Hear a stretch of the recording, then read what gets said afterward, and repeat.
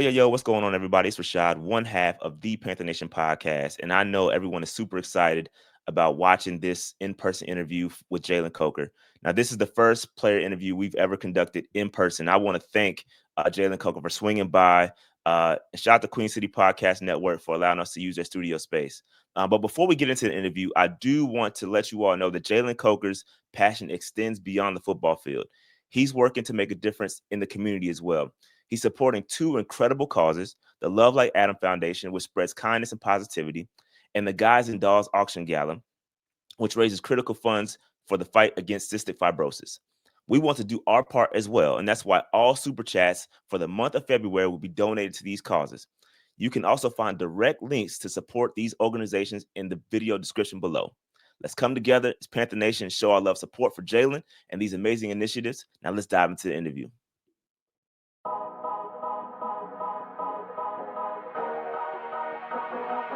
Panther Nation Podcast. Yeah. Let's go. Yeah. Oh, cut it. Cut right. And I would like to introduce one of the hottest podcasts in Carolina history. Let's go.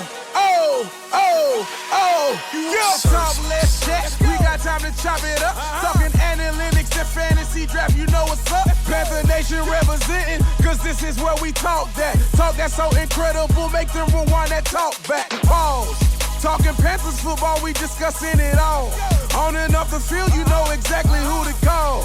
You know we the #1 podcast. Competition is non-existent, you need to stop that. Pause. It's an honor to be a Panther fan, pause. At Bank of America, that is where we ball. Coming to the jungle, then you gonna feel the pause. Winning the trophy for the city, it is the call. Black, white, and blue, we going Carolina strong. And this is the conversation where everyone belongs. Discussing all the numbers and topics, you know we got it. We the hottest podcast and we poppin', let's go.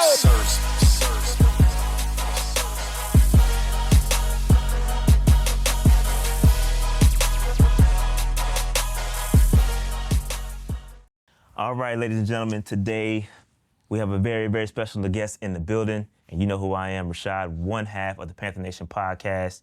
And man, we got the guy who currently holds the record for the most receiving yards as an undrafted rookie for the Carolina Panthers. How does it feel about that? You feel good about that? Oh, yeah, I think that's a good one. As you all know, we have Jalen Coker, the great Jalen Coker in the building. How's it going, man?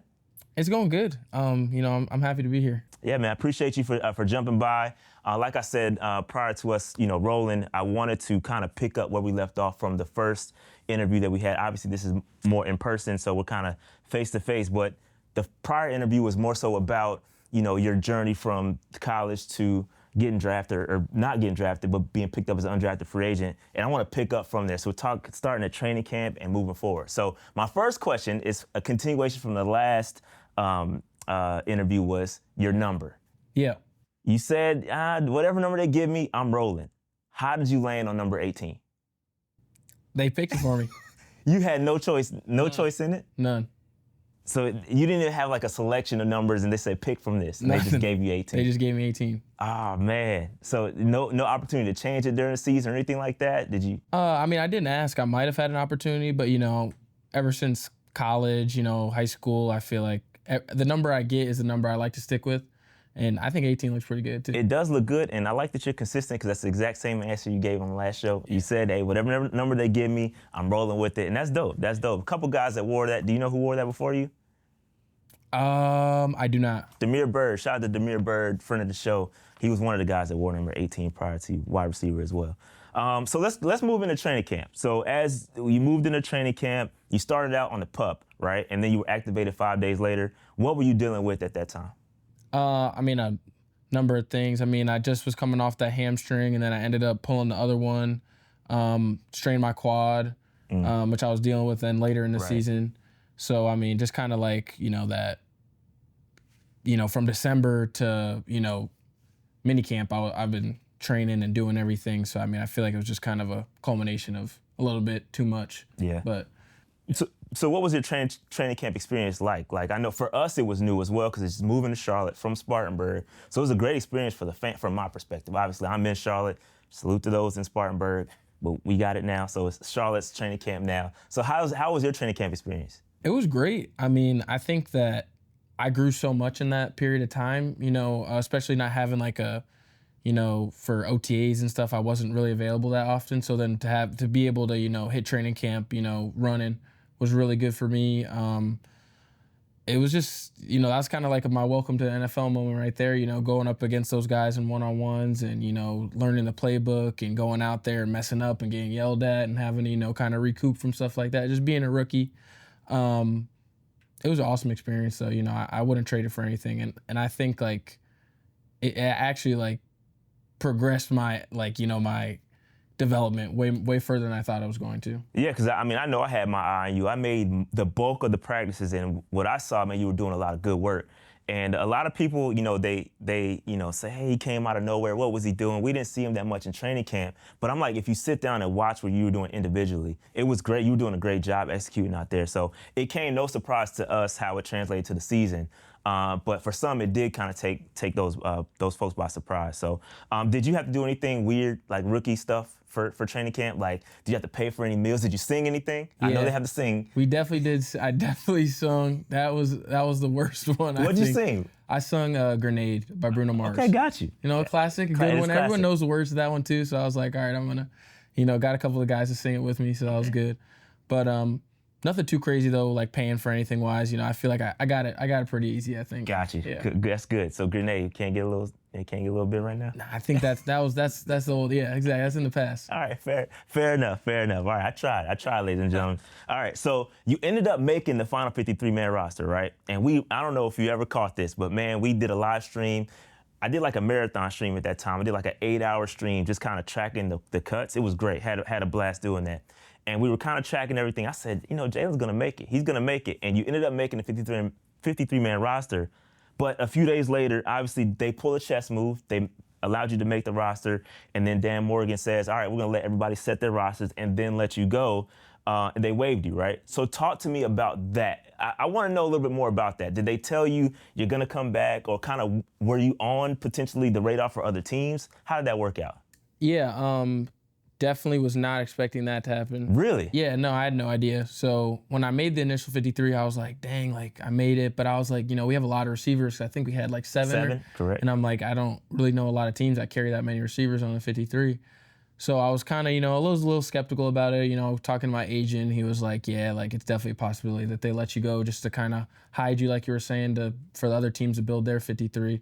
So, yeah, definitely humbling experience for sure. But it was all good though. I knew that they believed in me, and after I got waived, I talked with Dan and Coach, and they were all like, you did good work, but we're just want you to develop a little bit more in the practice squad, and I had no problem with that, and I just attacked it.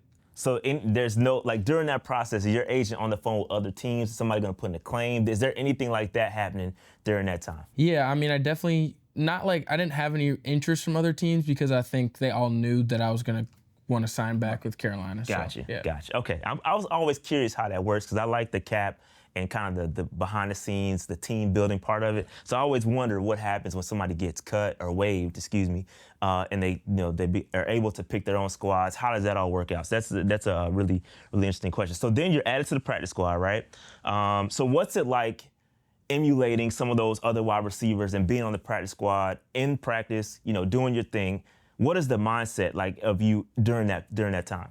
Yeah, I definitely like to watch a little bit of film. I was Olave, I was Devonta Adams, so I like to watch a little film, trying to pick up kind of on their big points of how they run their routes, breaks and things like that. But I remember specifically Mike Jack, he always covered Devonta Adams, and he was like, whenever you're running his routes, like make sure you put a stutter before you make your break, because he likes to do that a lot. So I made sure to, put that into my game and give him a good look to, prepare him for the game. No, that's pretty dope. So you now taking inklings from your teammate to incorporate in your game. That's pretty dope. That's pretty dope. All right, so as we progress through the season, Adam Thielen goes down week 3, right? He has that amazing catch in the end zone. Very dramatic, tears his hamstring. I don't know what happened to his hamstring. I'm being dramatic, but messes up his hamstring, and then you're elevated in week 4, right? talk to me about that progress or that situation of you getting elevated. Where's your brain at? Are you like, all right, it's my time now? Like, where are you at mentally from that standpoint? Yeah, I mean, definitely was unexpected for sure. I mean, Adam was playing great. I mean, and he was a huge piece of our offense. So, I guess I wasn't really thinking that he was going to go down. But when he did, like, it was like an immediate, like, all right, like, I'm going to need to step up. Like, I'm going to need to, grow into this role.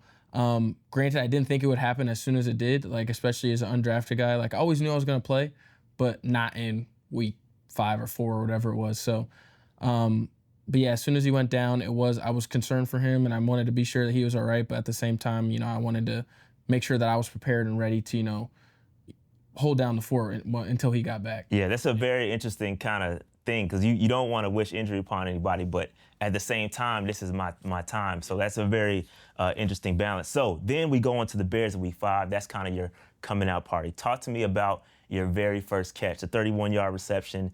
I think you had an out route, and you kind of broke a tackle, showed off some of that speed that we saw later, which we'll talk about in just a second.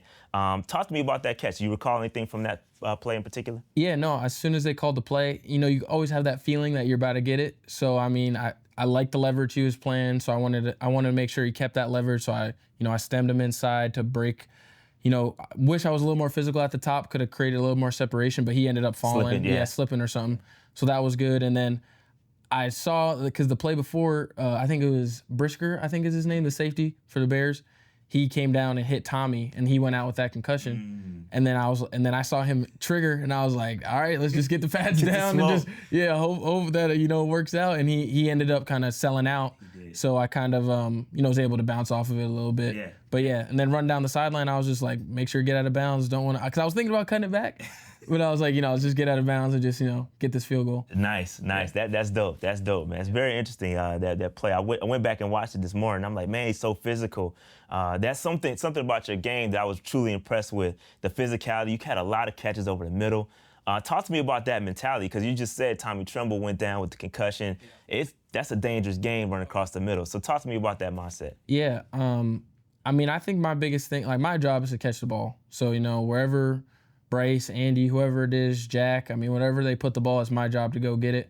So, I'm going to trust them that they're not going to set me up for anything crazy like that. But at the end of the day, if you go up with your hands and you get that shoulder turned, you can protect yourself most of the time. So I try my best to, understand where that defender is and just protect myself if it is a, riskier type of throw. Yeah. It's tough, man. It is. So after week 7, moving on, after week 7, Deontay Johnson gets traded. We'll stay away from that conversation, but your snap share increases, right? You're starting to step up. Adam Thielen's still out. But then we go to Germany. Yeah. How was Germany for you, bro? Germany was fun. Not even just football, but just the city was great. The people were so great. I didn't realize football was so big there. And even the stadium, that thing was packed. Huge. And it was jerseys from all different teams. It was everyone. Like, they were just there just to, enjoy the game. So it was an awesome experience. I'd never been out of the country either, so that was a great experience for me. Yeah, I was out there as well. I had a blast, man. Really good times. Did you try any weird foods or anything like that while you were out there? I had a little bratwurst. Okay. I think I want to say it's a staple for them. It is. But other than that, no, I kept it. Schnitzel or nothing like that? I think I did McDonald's. So I think that was that's the furthest I got the bratwurst and then McDonald's. That was the furthest I could go. Come on. Okay. So with that said, did you try the raccoon that XL brought? I did. Okay. I did try that. So it's you not tried bad. coon, but you won't try anything in Germany. The bratwurst. That's not. Come on. That's a hot dog, man. That's what I'm saying. That was it, though. That ain't it. Coon. So how was the coon, though? It was good. It was good. It was better than I expected it to be, honestly. But at the end of the day, it was just like raccoon. I mean, it wasn't anything like crazy. That is crazy. Raccoon is crazy. But anyway, definitely different. Definitely. I don't know if I'm gonna have it at my Thanksgiving meals, but I mean, you gotta tell them to make you a batch and bring it next time. I go share it with the family. Yeah, you got to. I think your pops will like it. Think so? Honestly, no. Nah. There's no way he's eating that. Really? No chance. Come on, man. Mm-hmm. I think he would. He would. I'm gonna have to call him and see. I doubt it though. Pops is cool. Really quick story on your pops. I ran into your pops at the stadium. I believe it was your first game that you started at Bank of America Stadium, and you had on the 18 jersey. I said, where did you get the jersey? I was like, I've been looking for him. I and I ended up having to get one printed at the stadium. So I did get one printed out. Kudos to your pops, really, really cool guy. Like I said, I ran into him at the stadium. Real good dude, good dude. Really quick, going back to Germany, it was cold. It was cold. Yeah, talk to me about that, because it caught me off guard how cold it was out there. Yeah. Are you used to that? Are you used to playing those conditions? Yeah, I mean, Massachusetts, Holy Cross, that's where Massachusetts, but I mean, it's cold, but it was extra cold there. Like, it's that wind, and like, it was a little bit extra. It was no sun. Sun. I didn't see the sun. No sun. Yeah, no sun at all the entire time we were there. I had my family out there as well. I did not see one peep of the sun. Yeah. So it was cold for sure. All right, so then we come back from Germany, and we have the bye week, but you missed 3 games. Mm-hmm. You have the quad injury. Talk to me about that, because this is your first time. I know you dealt with it in the off season and right prior to training camp, but talk to me about that during the season, because for me, I'm just going from a fan standpoint, I'm looking at it like, man, he's about to miss some critical snaps during the season that will aid in your development. Yeah. So in your brain, how are you handling that? I mean, I handled it as best as I could. I mean, I feel like I was really starting to get the ball rolling.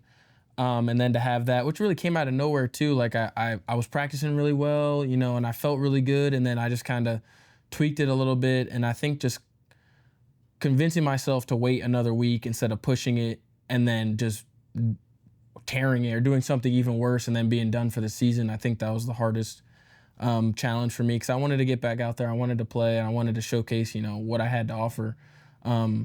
But it was more just like, the waiting was the hardest part, like just not being able to be out there and having to rehab and feeling good, but not knowing that you're not 100%. Yeah. All right, then you come back from the quad injury, Dallas. Yep. Really, really big game, 110-yard day, 4 receptions, obviously career high for you. You had the 83-yard catch. You got to talk to me about that. That's record-breaking. We haven't seen a catch like that in Carolina since 2016, right? Mm-hmm. So talk to me about that play, if you don't mind walking me through it. Because Bryce, when he talks about it, he talked about you finding grass. Yeah. So talk to us about that, and then using your speed. Your underrated 4.4 looked like that you just got on a tear and made towards the end zone. Yeah, so I'm in the slot. That nickel's low, and I'm thinking he's just gonna play man coverage on me, and he kind of lets me go, and I'm looking outside like with my peripheral, and I see the corner sitting down, and I'm like, well, I'm open, and I'm trying to tempo into the window because I don't want to outrun it, because the safety was kind of moving over slowly, and I was gonna throw my hand up because I was like, I'm open, and the ball was already on the way, and then I caught it, and you kind of see me like catch it, and I'm like, oh, and then I kind of turn it on. But yeah, the speed, that was just. I mean, I don't know why I always get the I'm not fast stuff. You got to talk to Adam, because he thinks he's faster than me. So that's a debate for another time. But yeah, no, that was a great one though. Yeah. Really love that. And Sir Purr in the back too is awesome. Yeah, that's what's funny enough is that's the end zone. My seats are in the 300 levels, but that's the end zone I sit in, and I'm just going crazy. I'm going nuts. When we see you running, I'm making sure there's no flags first. And then when I see there's no flags, I'm going crazy. Yeah. So that was a really dope play to see. Longest pass of Bryce Young's career as well. And again, it was a career day for you individually, man. But that was a great catch and touchdown. Now let's talk about the celebration, right? So were you in the mindset, or did you have anything? I know, because I asked this on our first interview. Yeah. What was your first celebration going to be? Did you have anything in mind on the way? Are you like processing it? I'm at the 20-yard line. What am I gonna do when I hit this? No chance. All I'm thinking is cross that goal line, don't fumble, and that was it. And then you saw that was pure excitement. There was no celebration ready. That was it right there. I mean, I threw a little heart up to my girl afterwards. Yeah. But other than that, yeah, that was it. Because my family, you were saying, my family's actually right there in that section too. So that was cool to see them there and stuff. But yeah, no celebration. Man, you could tell that there was no celebration. I could tell. That's what I'm asking, because it's like it's like you were so surprised that you did this, and then there's nothing there. You're just like, oh, I'm so excited, and it was really, that's dope though. That's really dope. All right, so then we move on from the Dallas game, have a couple more games in between it, but I want to talk about the Atlanta game, because for me, and I can speak for most Panther fans. I think I can speak for Panther Nation, is that we do not like the Atlanta Falcons, and to keep them out of the playoffs, even though the Bucs did what they need to do to keep them out as well. To get that W for us meant a lot. and you had a great game in that game in that game. So you had a couple clutch receptions, you had a critical third down catch, and you were this close. Talk to me about that the almost touchdown. Yeah, that dude's strong. I mean, I caught it. You know, I kind of was making sure I was in bounds, and I hit it, and he just pulled me right out of there. I was like, yep, I was close. Yeah, it was almost like you wanted to stretch. I wanted to, but I knew if I fumbled that, punch it out. Oh, it'd be yeah. Yeah. I might not be sitting here right now. You know what I'm saying? That's a fact. That's a fact. Yeah, I just wanted to make it close. You know, you did save some for next year. Yes, fair enough. Yeah. Fair enough. So you also in that game completed a pass to Miles Sanders. Do you guys practice that? How does that work out? Yeah, we had that in 2 weeks. The 2 weeks before that game, you know, it was kind of. We might run it, we might not run it. But then I saw it in the script for the game, for the Falcons game, and I was like, oh, we're actually going to call this. You know, I was ready. I was hyping myself up all week, talking to everyone like, oh, it's going to be a dot. It's going to be completion the whole time. And it's a good. I delivered. It's the technique. I mean, your arm. I mean, it's kind of. I can throw a little bit. You can throw a little bit. I was pleasantly surprised. Also, just to mention, you were the first non-quarterback or punter to complete a pass for the Panthers since Christian McCaffrey did it when he hit tight end Chris Manhertz for a 50-yard touchdown. Did you know about that? 2018 was the last time that occurred. So, talk to me about the season overall, man. We kind of went through it really quickly, but how do you feel individually about the season for you?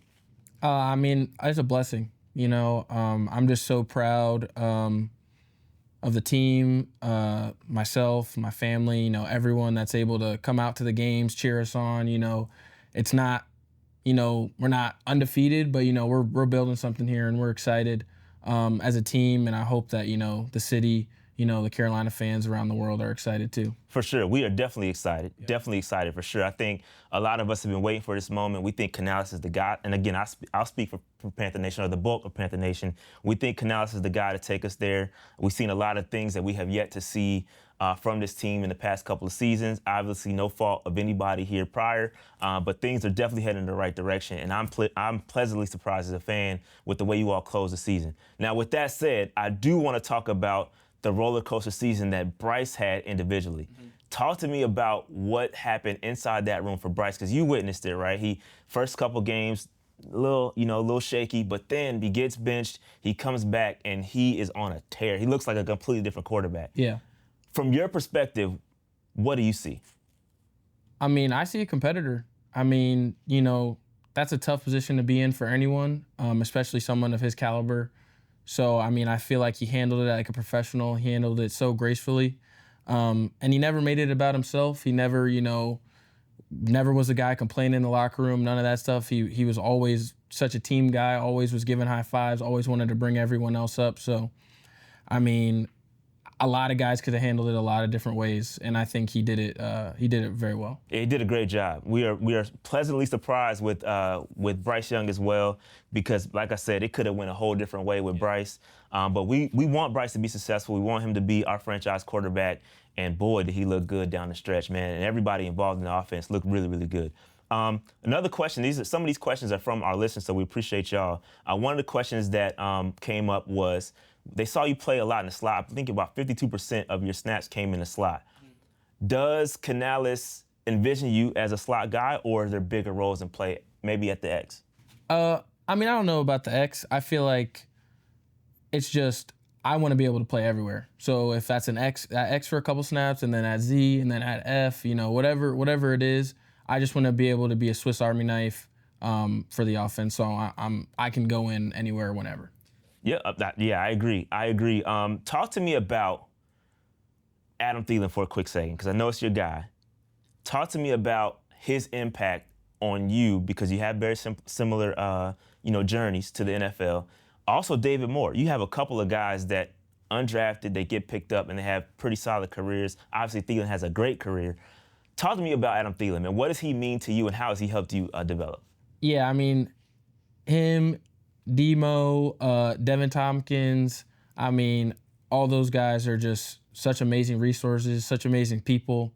They've helped me, you know, football-wise, but also just, you know, mentally, and just, you know, what you're doing off the field, and like, just like all of that stuff is so important for me to know now, and I'm glad that I'm learning it now because they're just a wealth of knowledge, like they've done it, like you're saying, like Adam's in his 11th year, 10th year, whatever it is. Maybe it's his 20th year. I mean, I don't know. Yeah. But I mean, I feel like just having them as a resource for me and, being able to bounce ideas off them or like, we were talking about buying a car or something and they're like, don't do that because, you want to save and this is what I did. And just even like small things like that, like life things are just, amazing to have them in my corner. Yeah, no, that's great. That's great because one of the dots that I connected immediately and why I wanted you on this roster and why I was so happy you got to this roster is because of Canales and his work with undrafted guys. You talk about David Moore, Tompkins, all these guys, they've had success.